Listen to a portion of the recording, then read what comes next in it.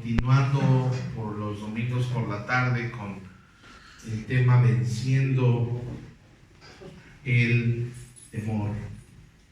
Vivimos tiempos donde hay incertidumbre, hay inseguridad, hay mucha falta de paz, y en estos días Dios quiere que aprendamos a vencer nuestros miedos y nuestros temores. Es natural, hablando de la naturaleza caída del hombre, tener miedo, y en cierta medida todos tenemos miedo y todos tenemos temor a algo. Sin embargo, Dios nos da las herramientas para poder vencer el miedo o el temor, porque si no vencemos el miedo y el temor, nosotros vamos a ser paralizados. Y veíamos brevemente nada más de dónde viene el temor. El temor viene de la desobediencia a Dios, viene del pecado. Veíamos el caso de Adán y Eva. Cuando pecaron, ellos tuvieron miedo.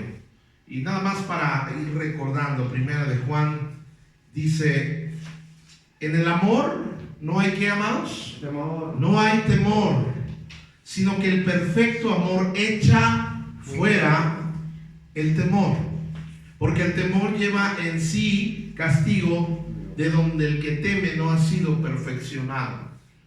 Juan escribe acerca de cómo echar el ingrediente o la herramienta más poderosa para echar fuera el temor, y esa es el amor. No cualquier amor, es el amor de Dios.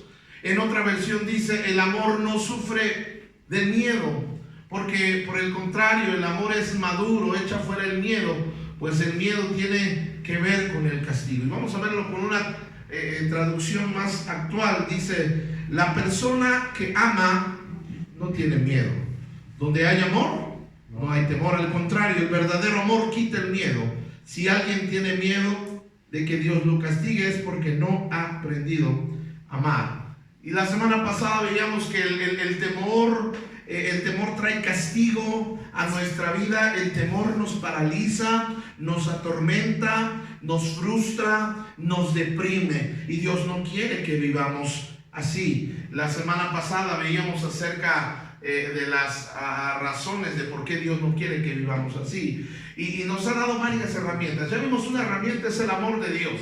Pero segundo, dice: porque Dios no nos ha dado espíritu de cobardía, sino de poder, amor y dominio propio. Es decir, que Dios nos permite controlar nuestras emociones y nuestros miedos. Y con eso en mente vamos a Isaías capítulo 41, verso 10, donde encontramos por lo menos 5 herramientas o 5 principios que Dios nos da para que podamos vencer el miedo o el temor. Dice Isaías 41:10 en la versión Reina Valera: no temas, porque yo estoy contigo. No desmayes, porque yo soy tu Dios que te esfuerzo. Siempre te ayudaré, siempre te sustentaré con la diestra de mi justicia. Y la semana pasada veíamos que una de las herramientas no solamente es un mandamiento que no tengamos miedo, sino nos da una primera razón, y la primera razón es: yo estoy contigo. Y veíamos que una situación difícil se vive mejor acompañado.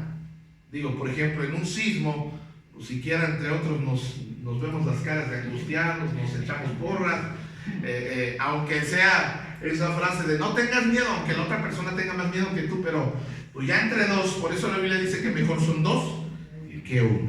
¿Ven? Entonces la primera razón era porque Él está con nosotros, porque Él camina junto a nosotros. Y veíamos el caso de Sadrach, Mesach y Abednego. Esto fue la semana pasada. La segunda razón de por qué, y vamos a continuar en esto, la segunda razón de por qué yo puedo, o la herramienta que Dios me da para que yo pueda vencer el miedo, vencer el temor, vencer los temores que vienen a mi mente, porque el temor primeramente viene a nuestra mente.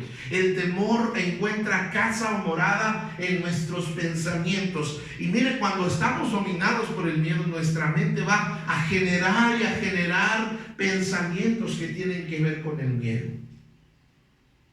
Sin embargo, la segunda razón que Dios nos da para poder vencer, o el segundo principio que Dios nos da para poder vencer el temor, es porque nos dice: yo soy tu Dios.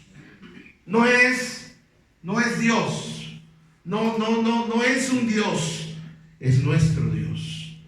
Yo soy Jehová, tu Dios. Lo hace de manera personal, lo hace de manera muy directa. Yo soy tu Dios. Y a mí me gusta pensar en esto, que Dios no está ajeno a mis problemas, que le importa lo que me pasa a Dios. A Dios sí le importa lo que me pasa. A Dios sí le importa lo que siento. A Dios le importa por qué lloro. A Dios le importan mis preocupaciones. A Dios le importan mis temores, y por eso quiere darme las herramientas para salir adelante. No solamente es tener a alguien a tu lado, sino es quien está a tu lado. Y queridos hermanos, en medio de toda situación que traiga miedo a nuestra vida, está Dios a nuestra vida, está Dios a nuestro lado, está Dios presente en cada situación. ¿Sabe usted que en medio del COVID, a pesar de que haya muerte, Dios sigue estando a nuestro lado? Y a veces nosotros pensaba yo hoy por la tarde en la vida del pastor Camerino, un hombre muy alegre. Si usted lo hubiera conocido, le hubiera caído bien. Un hombre que siempre estaba cantando, un hombre que siempre bromeaba mucho, un hombre de campo, un hombre rudo. Pero ¿sabe usted que aún en ese momento, en esa cama de hospital, con ese respirador artificial, sabes que Dios estaba con él ahí? Y en el momento de que él dejó de respirar en este planeta, Dios estuvo con él hasta el último aliento que dio su cuerpo. Y Dios está con nosotros en esta tierra, pero también pues Él va a estar con nosotros, o nosotros estaremos con Él toda la eternidad. Tenemos que confiar en nuestro Dios. Él es no solo un Dios, no solo es Dios, Él es mi Dios. Hacer a Dios algo personal. El Salmo 63, versículo número 1 dice: Dios mío, eres tú. De madrugada te buscaré, mi alma tiene sed de ti, mi carne te anhela en tierra seca y árida, donde aguas no hay. Y nosotros podemos encontrar aquí que ese Dios que está con nosotros hace la diferencia. Cuando Gedeón se enfrentó a todo ese ejército innumerable, lo venció porque era Dios el que estaba con él. Cuando David venció al gigante, no es porque David era un buen peleador, sino porque Dios estaba con él. Y con cada personaje bíblico que logró una hazaña especial o sobrenatural, es porque Dios estaba con él. Y ahí en Isaías encontramos 4 características acerca de nuestro Dios. Número 1, encontramos que Dios es juez. En el capítulo 41 de Isaías nos dice que Dios es juez y va a juzgar a todos en este mundo, y va a juzgar toda circunstancia, y va a juzgar toda situación que hemos enfrentado. Si alguien nos ha tratado, veíamos en la mañana, con poca dignidad, si alguien nos ha humillado, si alguien nos ha robado, Dios es juez y es juez justo. Él está al lado también de los que son acusados. Él está al lado de los débiles. Él es el que pesa y el que decide de manera justa en nuestra vida. Pero no solo nuestro Dios es juez. A propósito, un día todos nosotros, dice Hebreos, y de la manera que está establecida para los hombres que mueran una sola vez, Hebreos 9:27, y después de esto, el juicio. Hay un juicio. Un día todos los seres humanos seremos juzgados por Dios. Seremos juzgados según lo que hayamos hecho.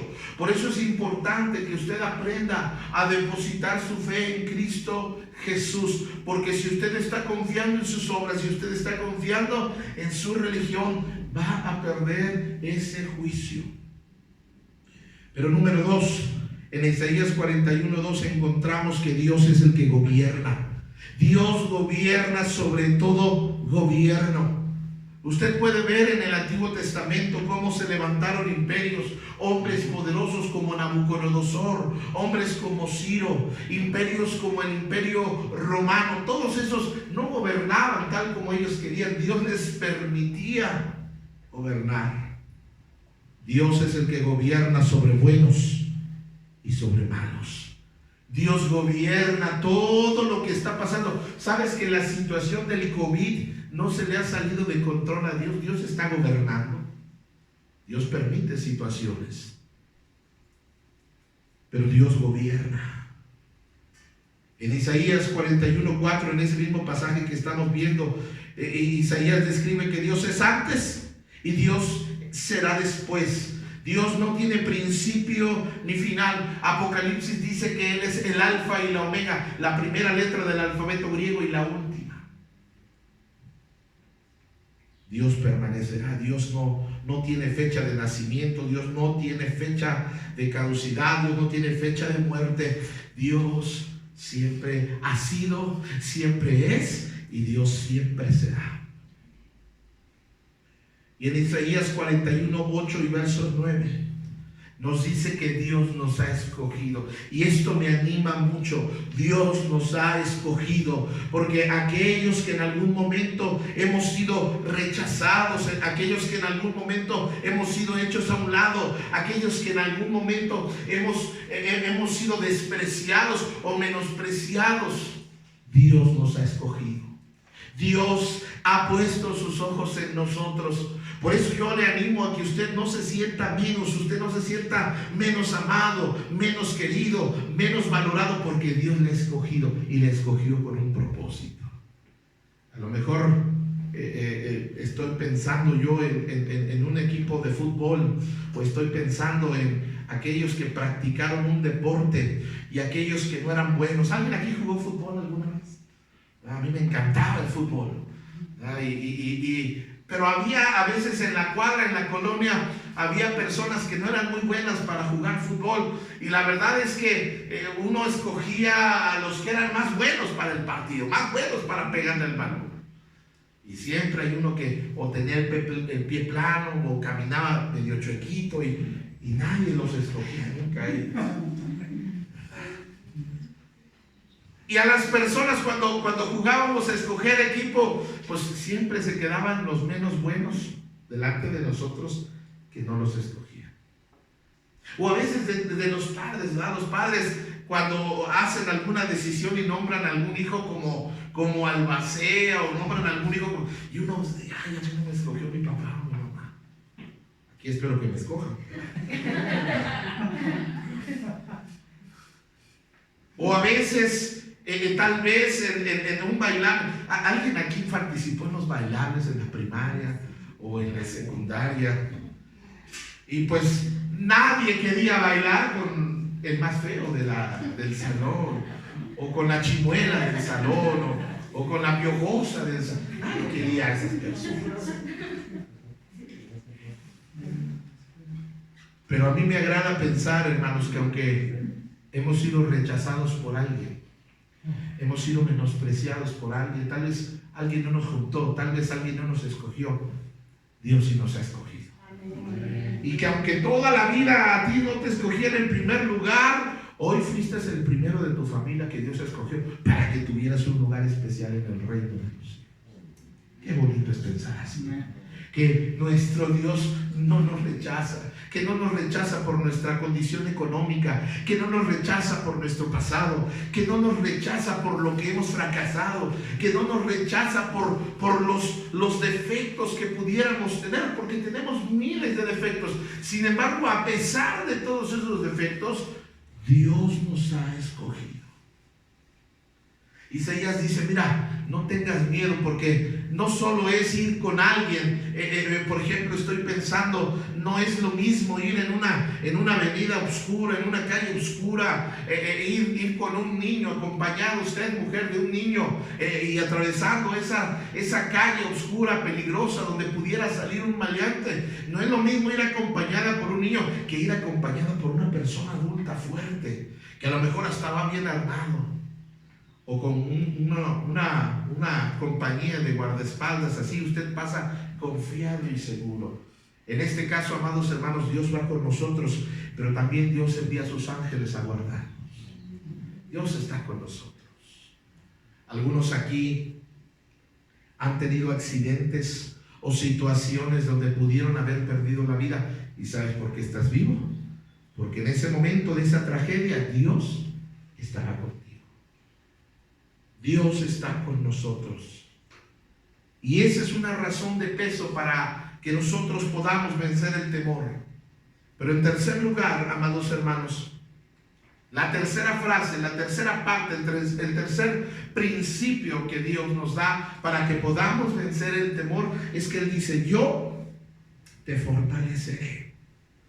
Es decir, que Dios es el que nos da las fuerzas cuando ya no podemos. Y estas fuerzas pueden ser físicas, estas fuerzas pueden ser emocionales, estas fuerzas pueden ser espirituales. Cuando no tenemos fuerza. ¿Se ha sentido alguna vez así que ya no puede más? ¿Ha sentido que ya no aguanta, que ya no soporta? Hace unos meses atrás partió con el Señor un hermano, amigo mío, que padecía de cáncer. Y es increíble cómo el cáncer lo acabó. Era un cáncer en su páncreas que estuvo terrible, se expandió, se regó. Y una de las situaciones más difíciles para él eran los dolores que venían a él. Cuando ya le dijeron que ya no había más remedio, lo único que le estaban dando era una morfina para soportar los dolores, porque eran tan fuertes. Y él decía: amados hermanos, oren por mí porque no aguanto los dolores. Pero su esposa da testimonio cómo es que oraban por él, cómo es que él decía: Dios, ayúdame a soportar el dolor. Y como algo sobrenatural, el dolor empezaba a ceder y se quedaba dormido. Amados hermanos, Dios nos da fuerza cuando ya no soportamos, cuando estamos muy cansados de la vida, cuando estamos muy cansados por las situaciones que estamos enfrentando, cuando ya no queremos seguir más adelante, cuando decimos: ya no puedo con esta situación, ya no puedo con esta enfermedad, ya no puedo con mi hogar, ya no puedo con mis hijos. Oh, Dios viene y nos da fuerza para que sigas cumpliendo tu tarea en esta tierra. De hecho, Pablo dice: cuando yo soy débil, entonces entran las fuerzas de Dios. Es cuando yo soy fuerte. Quiero decirle a usted, varón, que que su hogar, su familia lo necesita fuerte. Madre de familia, esposa, quiero decirle que su familia necesita una mujer fuerte. En medio de tantas tentaciones que hay, de tanto pecado, es increíble, hermanos, cuántas tentaciones y pecados hay hoy en día. Que cuando nosotros estábamos pues más jóvenes o más chicos, pues no había. Y hoy la maldad ciertamente ha crecido, ha mutado, hay tanta maldad, hay tanta perversión. Y a veces nuestros hijos tememos por nuestros hijos, porque nuestros hijos a veces son débiles. Y es cuando nosotros tenemos que orar: Dios, ayuda a mis hijos a ser fuertes, para soportar la tentación, para soportar el pecado, para soportar las tentaciones y las invitaciones y las incitaciones que en el mundo les hacen. Ándale, pruébale, ándale, tómale, ándale, experimenta. Y si nuestros hijos son débiles, van a caer en las tentaciones. Por eso es que necesitamos entender que Dios es el que nos da las fuerzas. Dios dice: yo te voy a dar las fuerzas para continuar, yo te voy a dar las fuerzas para seguir adelante. David, amados hermanos, enfrentó mucha violencia, muchas batallas en su vida, pero una ocasión Saúl juntó a 300 hombres para buscar y matar a David, y David se va con los filisteos a su campamento, y en los propios hombres de David se voltean y lo quieren acabar. Y dice ahí la palabra del Señor, en el segundo libro de Samuel 22:3, dice: el Dios de Israel ha dicho: Me habló la roca de Israel. ¿Habrá justo que gobierne entre los hombres? Que gobierne en el temor de Dios. Y más adelante dice que David se fortaleció en el Señor. Mi fuerza, mi fortaleza no depende de algo que cambia. Si mi fortaleza depende del dinero, en cualquier momento me puedo desplomar. Si mi fortaleza depende de un hombre, de una mujer, en cualquier momento puede cambiar, puede volverse bipolar, encuentra a alguien más guapo o no sé qué, y se va. Pero cuando mi fortaleza es Dios, mi fortaleza debe estar en algo que no cambia. Dios no cambia. Mi fortaleza está en Dios, debe estar en Dios. Dios es el que nos da la fuerza. La razón de por qué Sansón podía vencer leones, podía vencer a demasiados, a muchos hombres a la misma vez, es porque Dios le daba la fuerza. Y hermanos, en medio de estos días, de confinamiento, en medio de estos días de encierro, donde el encierro empieza a provocar malestar, mal humor, depresión, tristeza, enojo, necesitamos la fortaleza de Dios. Una de las cosas que yo temo mucho en estos días es que tanto encierro y todo este confinamiento puede causar frialdad espiritual. Y cuando las fuerzas espirituales nos abandonan, empezamos a desanimarnos, empezamos a retroceder, empezamos a querer anhelar una vez más la vida que este mundo ofrece. Por eso yo necesito aprender a fortalecerme en Dios. Dice, no temas porque yo estoy contigo, no desmayes porque yo soy tu Dios, que te esfuerzo. Y luego dice, siempre te ayudaré. Siempre te ayudaré.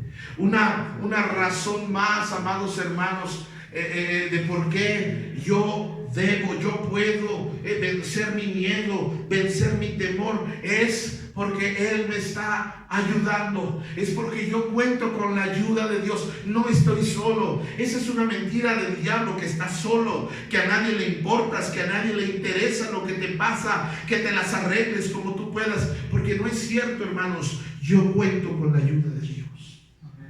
Dios me ayuda. Él sí me quiere ayudar. Dice Hebreos, de manera que podemos decir confiadamente, el Señor es mi ¿qué? Es mi ayudador. No temeré lo que me pueda hacer el hombre. Dios es nuestro ayudador. Dios es el que nos ayuda. Dios es el que nos proporciona los medios para salir adelante. Él es el que nos ayuda cuando nadie más nos quiere ayudar. Si alguna vez usted ha pasado por una situación difícil y ha buscado ayuda, híjole, qué feo se siente buscar ayuda y que nadie lo quiere ayudar. ¿Le ha pasado alguna vez que uno voltea y hasta nos miran? Nadie nos quiere ayudar a veces, pero hay alguien que siempre nos va a ayudar y que normalmente, fíjese cómo somos, Él siempre nos quiere ayudar y normalmente lo tomamos en último lugar, cuando debería de ser el primero, porque Él siempre nos quiere ayudar. Nos ayuda a tal grado, hermanos, que la Biblia nos habla de la historia de un hombre que tenía un hijo. Y este hijo era gravemente o severamente atormentado, lastimado por los demonios. Los demonios buscan cuerpos humanos para habitarlos. Y lo que hace un demonio una vez que llega a una vida, lo empieza a secar, lo empieza a destruir de sus facultades mentales, de su salud, la va deteriorando hasta que termina con la vida del poseído.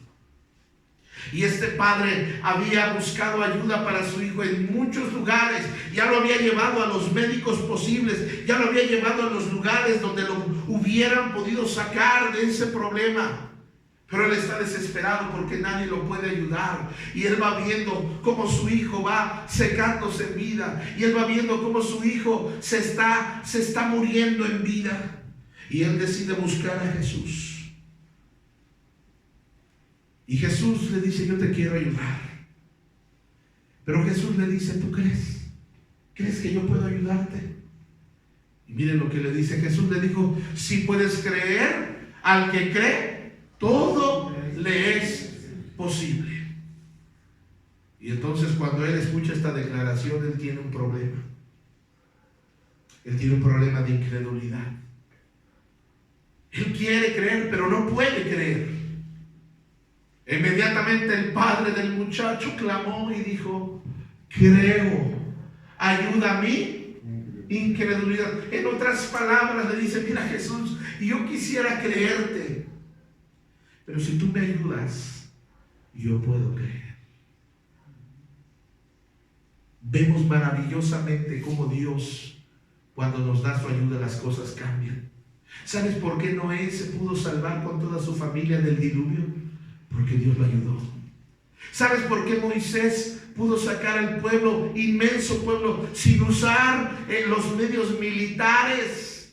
Porque Dios lo ayudó. Y hermanos, en esa situación, Dios también te va a ayudar. Ayúdame, dice este hombre. Y también nosotros debemos de pedir la ayuda de Dios.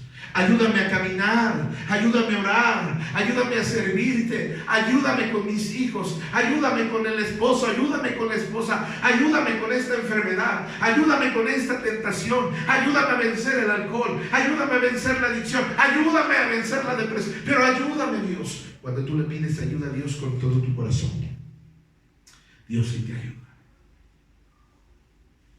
Dios sí te ayuda.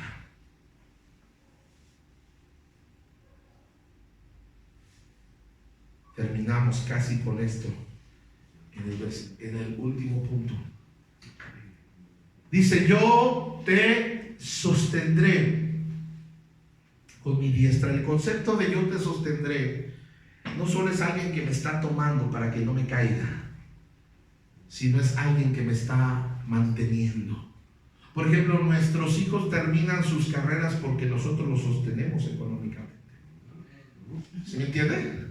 Entonces, de tal manera que Dios nos ayuda, porque Él nos sostiene, no solo que no me caiga, sino porque Él me da todo lo que necesito mientras estoy en esta vida. Mi brazo victorioso está contigo. Jesús le dijo a sus discípulos: en el mundo tendrán aflicciones, pero también Él dice: confíen, porque yo he vencido al mundo. Él nos dará la victoria. Él nos dará la victoria en casa. El diablo quiere que pienses que no hay solución. Eso es una mentira, porque sí hay solución. Una ocasión Pedro y los discípulos iban en una barca, iban al otro lado, eran hombres pescadores, hombres de mar, hombres de experiencia. Sin embargo, se levantó una tormenta fuerte en el mar, y empiezan a tener miedo por sus vidas. Y de repente ven que Jesús, en esa tormenta, en esa noche, que la barca se mueve para acá y para allá, ven a Jesús caminando sobre el mar y piensan que es un fantasma. Y les agarró la garrotera como el Chavo del 8. Pero Jesús les dice: yo soy, tengan ánimo. Y ese Pedrito que todo duda, a ver, si eres Jesús, di que yo vaya a ti sobre las aguas. Y el Señor le dice: Pedro, ven. Y Pedro se baja bien sacapunta de la barca y empieza a caminar. Y dice: estoy caminando sobre todo. ¡Ese es Pedro! Pero de repente Pedro empieza a quitar los ojos de Jesús y empieza a ver las tormentas y empieza a ver el cielo que se está oscureciendo y empieza de repente a analizar lógicamente. Es imposible que algo sólido pueda permanecer caminando sobre algo líquido. Científicamente es imposible, y empieza a considerar y quita la mirada de Cristo y se empieza a hundir, porque quitó los ojos de Cristo y los empezó a poner en el corralito, en la tormenta. Porque quitó los ojos de Cristo y empezó a ponerlo en todo lo que estaba pasando, y quitó los ojos de Cristo. Dice ahí la palabra de Dios: pero al ver el fuerte viento tuvo miedo, y comenzando a hundirse, dio voces diciendo: Señor, sálvame.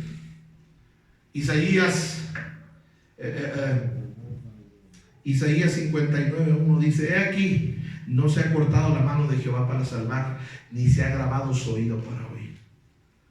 Quiero animarte en esta tarde a que confíes, porque estamos rodeados por la protección de Dios. Dios está cuidando de nosotros. Torre fuerte es el nombre de Jehová, a él correrá el justo y será levantado. Salmo 46:1: Dios es nuestro amparo y fortaleza, nuestro pronto auxilio en las tribulaciones. Salmo 46:2 dice: por tanto no temeremos, aunque la tierra sea removida y se traspasen los montes al mar, aunque bramen las aguas aunque bramen y se turben las aguas y tiemblen. Señor, guárdanos que no tiemblen.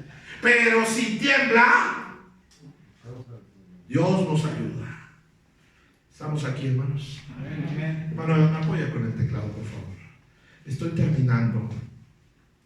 Hubo una crisis. No había comida, no había agua, no había bebida. Vino una crisis a la nación de Israel. Y empezó a faltar el dinero, y empezó a faltar el trabajo, y la gente empezó a tener hambre. Era un hambre tremenda, era una crisis financiera tremenda. Alguien dijo: ¿y ahora qué sigue con lo que está pasando? ¿Qué sigue después del COVID? ¿Qué sigue después de la pandemia? ¿Qué sigue después de tantas muertes? ¿Qué sigue después de tantas tragedias? Bueno, amados, sigue continuar alabando al Señor, adorando al Señor. Pero también tenemos que reconstruir nuestra economía. Y la economía se reconstruye trabajando, se reconstruye esforzándonos, pero también confiando en Dios. Y esta mujer tiene miedo. Y llega el profeta y le dice: mira, tengo hambre, tengo sed, ¿me das un vaso de agua? El agua estaba escasa. Y como quiera, ella toma un vaso de agua y le dice: aquí está el agua. Y luego le dice: mira, quiero que me hagas una torta cocida. ¿Qué tal le caería una torta, hermanos, de esas de recreo con mantequilla? Recibo, dijo aquel. Y le dice: quiero que me hagas una torta. Y la mujer voltea y le dice: mira, profeta, te estás pasando, porque hay crisis. Mira, te di la poca agua que tengo porque hay escasez, hay sequía. Pero ahora me dices que te dé de lo mío, que te comparta de mis alimentos. Mira, precisamente en este momento solo tengo un pedazo de harina y un poquito de aceite. Y yo pensaba hacer una torta para mí y para mi hijo, y después de eso me iba a dejar morir. Y yo te digo una cosa: la voluntad de Dios no era que la mujer se muriera de hambre, ni ella ni su hijo. De hecho, Dios tenía el plan de sustentar a esta mujer, de bendecirla, de multiplicarle. Quiero decirte en esta tarde que en medio de esta pandemia, en medio de esta recesión económica mundial, Dios tiene el plan de darnos y de bendecirnos. Dios tiene el plan de darnos, pero tenemos que confiar. Tenemos que confiar. Y este hombre le dice: mira, dame lo que quieras, haz lo que dices, pero dame a mí primero. Y dice ahí el versículo que sigue: Elías le dijo: no tengas temor, ve y haz como has dicho, pero hazme a mí primero de ahí una torta cocida debajo de la ceniza, y tráemela, y después harás para ti y para tu hijo. Y a mí me encanta, porque pareciera que el profeta no es consciente de la crisis, pero para vencer el temor en la vida de esta mujer, el temor financiero, ella le está diciendo: da tu poco pan. En estos días tenemos miedo y temor de nuestro sustento. ¿Cómo le vamos a hacer? Pero no es maravilloso que en medio de todo esto Dios nos ha sostenido, y Dios nos ha dado comida, y no ha habido mucho trabajo, pero Dios ha cuidado de nosotros. Por eso, no tengas miedo, no tengas temor. ¿Qué va a pasar? Lo que va a pasar es que Dios nos va a cuidar. Lo que va a pasar es que Dios nos va a sacar de esta. Y un día vamos a estar dando testimonio públicamente de lo que Dios hizo en medio de esta pandemia. De hecho, cuando podamos, un poquito más alegre, dieron ganas de llorar. Eso. Porque vamos a tener, cuando ya nos podamos reunir y podamos hacer todo así bien bonito como antes, bueno, ya tal vez no será como antes, pero una nueva modalidad, vamos a hacer una noche de testimonios y vamos a traer comida. Y va a haber chocoflán y napolitanos y va a haber muchos guisos, suadero, chorizo. Pero vamos a dar testimonio de cómo Dios nos mantuvo en medio de toda esta pandemia, porque ha sido maravilloso. Tal vez mañana te levantes sin un peso en la bolsa, pero te voy a decir una cosa: tan bueno, tan misericordioso es Dios, que o te depositan o te encuentras una lana o alguien te va a disparar algo, pero no te va a dejar sin comer en serio, porque Dios es bueno. De tal manera que yo puedo vencer el miedo y el temor, porque Él está cuidando de mi vida, porque Él está cuidando de nosotros. Vamos a salir adelante. Cuando Dios nos dice no tengas miedo, no nada más es porque nos está diciendo eso al aire se va, sino nos da razones. Y estas razones se tienen que aceptar por fe. Si tú las empiezas a analizar lógicamente, la lógica no se lleva muy bien con la fe. Pero Dios es bueno con nosotros. Vamos a cerrar nuestros ojos un momento. Padre, en el nombre de Jesús, esta tarde